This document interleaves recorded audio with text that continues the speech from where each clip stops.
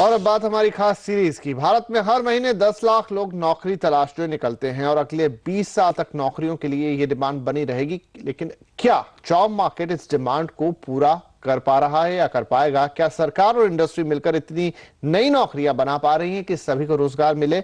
यही नहीं, हमने जब पड़ताल की तो अपनी नौकरी से बहुत कम लोग खुश मिले। नौकरी पर हम अपनी खास सीरीज डिग्री है नौकरी नहीं में बात करेंगे जॉब मार्केट की हकीकत की।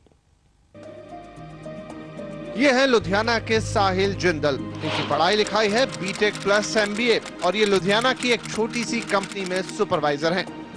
यूं तो साहिल के पास नौकरी है, मगर पिछले 1.5 साल से ये अच्छी और अपनी पढ़ाई के हिसाब से नौकरी की तलाश में प्लेसमेंट एजेंसियों और जॉब पोर्टल के चक्कर काट रहे हैं। इंजीनियरिंग के बाद एमबीए ये सोचकर किया कि कम से कम हर महीने 50-60 हजार रुपए की सैलरी तो मिल ही जाएगी। साथ ही किसी नामी कंपनी में अच्छे डेजिग्नेशन पर नौकरी भी करने का सपना था। लेकिन जब कैंपस पर बिना सैलरी पैकेज के नौकरी ऑफर हुई तो उन्होंने अपने ही शहर में छोटी सी कंपनी में 10,000 रुपए महीने पर नौकरी करना ठीक समझा। हालांकि अपने क्वालिफिकेशन लायक नौकरी वो अभी भी ढूंढ रहे हैं। जहाँ कॉलेज में मेरी प्लेसमेंट हुई थी वहाँ पे जॉब मुझे मिली थी मार्केटिंग की, जहाँ पे डोर टू डोर जाके प्रोडक्ट सेल करना था। और वो जॉब थी टारगेट बेस, मतलब जितना आप बेचोगे उतना आपको इंसेंटिव मिलेगा।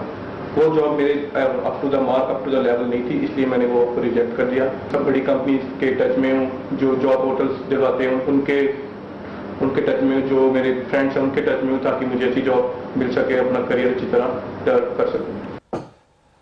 भारत की इस विशाल युवा जनसंख्या को जानकर डेमोग्राफिक डिविडेंड का नाम देते हैं, यानी ये ऐसी पूंजी है जिससे देश को फायदा ही होगा। लेकिन अब इन्हीं जानकारों को डर है कि अगर लोगों को रोजगार देने के लिए वक्त रहते कोई ठोस कदम नहीं उठाए गए तो यही पूंजी आगे चलकर देश का फायदा कम और नुकसान ज्यादा करेगी। भारत के जॉब मार्केट का किस्सा बड़ा ही अजीब है। टैलेंट है, नौकरी भी है, लेकिन ज्यादातर नई नौकरियां अनऑर्गेनाइज सेक्टर में जुड़ रही है। लेकिन समस्या की जड़ में जाए तो ये ज्यादा गंभीर लगती है, क्योंकि नौकरियों की सप्लाई ही बहुत कम है।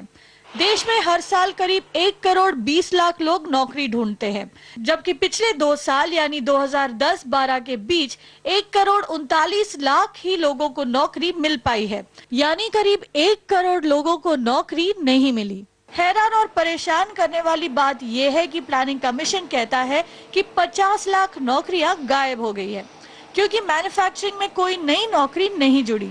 सारी बढ़ोतरी अनऑर्गेनाइज सेक्टर, खासकर कंस्ट्रक्शन में हुआ। इसलिए बहुत बार लोग जो नौकरी मिले उसे ले लेते हैं, चाहे वो उनके ट्रेनिंग के मुताबिक हो या ना हो। स्टाफिंग कंपनी के मुताबिक हर 10 में से 9 आदमी अनऑर्गेनाइज सेक्टर में काम कर रहा है। There are 6 to 8 lakhs technical graduates are coming out, so 50% of them are not getting placed immediately. So लेकिन इन लोगों को तो कुछ करना ही है, तो उनका अंडर एम्प्लॉयमेंट चालू हो जाता है। वो लोग टेक्निकली क्वालिफाइड हैं, लेकिन जाकर कुछ जैसे कि कस्टमर सर्विस का काम किया, जैसे कि सेल्स का कुछ काम किया। दूसरी बड़ी समस्या है नौकरी तक पहुंच पाना। एम्प्लॉय असेसमेंट में लगी कंपनी एस्पायरिंग माइंड्स के रिपोर्ट के मुताबिक सिर्फ 52% स्टूडेंट ही नौकरी के काबिल है। लेकिन इन सबको भी नौकरी नहीं मिल पा रही है, क्योंकि इसका बड़ा हिस्सा यानी करीब 41% छोटे शहरों में रहता है। यानी नौकरी मिलना बहुत हद तक आपके घर के एड्रेस पर भी निर्भर है। ऑल टाउन्स एंड सिटीज में जॉब्स आर नॉट एक्सेसिबल। वहाँ के स्टूडेंट्स को ना तो अवेयरनेस है कि किस तरह के जॉब्स अवेलेबल हैं, ना उनके पास वो अपॉर्चुनिटी है कि वो जॉब्स जाके कर पाएं। इस वजह से स्मॉल टाउन्स एंड सिटीज में unemployability and lack of jobs higher है। फर्स्ट प्रेफरेंस फिर भी जहाँ पे कॉलेजेस आइडेंटिफाइबल हैं, अच्छे बिग ब्रांड नेम्स हैं, वहाँ पे चली जाती है, लार्जर सिटीज में चली जाती है, स्मॉलर टाउन्स में सेकंड प्रेफरेंस पे रहती है। कम नौकरियों के लिए इकोनॉमी में आई मंदी को दोषी ठहराया जाता है। घटता ग्रोथ का मतलब है कि कंपनियां कम निवेश करती है, नए फैक्ट्री और बिजनेस नहीं खुलते और इसीलिए नई नौकरियां नहीं बनती।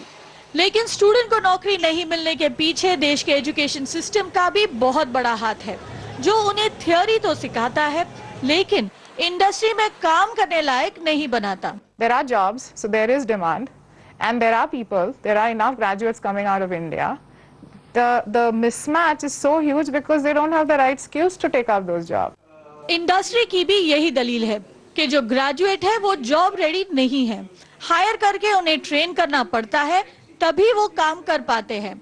इस समस्या को सुलझाने के लिए ही नेशनल स्किल डेवलपमेंट कॉर्पोरेशन का गठन हुआ। अब उम्मीद है कि इसके तहत शुरू हुए कोर्सेज से नौकरी मिलना कुछ आसान हो जाए। कविता कृष्णन, मुंबई।